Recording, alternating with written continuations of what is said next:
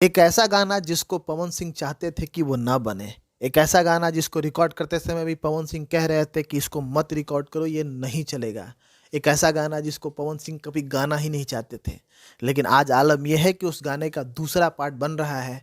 वो गाना इतना हिट है कि आज भी हमारे कानों में पड़ता है तो हम झूम उठते हैं। पवन सिंह ने खुद एक इंटरव्यू के दौरान ये जानकारी दी कि पियर फराक वाले गाने को वो कभी गाना ही नहीं चाहते थे। उनका मानना था कि ये गाना नहीं चलेगा, लेकिन भोजपुरी श्रोता ने उन्हें हाथों हाथ लिया और ये गाना इतना हिट हो गया कि उन्हें आज भी आश्चर्य होता है कि लोग उन्हें कितना पसंद करते हैं, लोग इनकी आवाज़ से कितना प्यार करते हैं। अब इस गाने का दूसरा पार्ट बनने जा रहा है, जिसकी शूटिंग कल पटना में चल रही थी, जो कंप्लीट हो गई है और बहुत जल्द ये गाना रिलीज होने वाला है।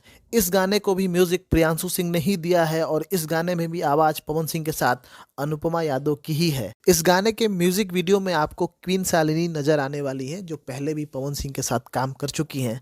अब देखना बड़ा दिलचस्प होगा कि क्या ये गाना भी पहले गाने की तरह बढ़िया परफॉर्म करेगा।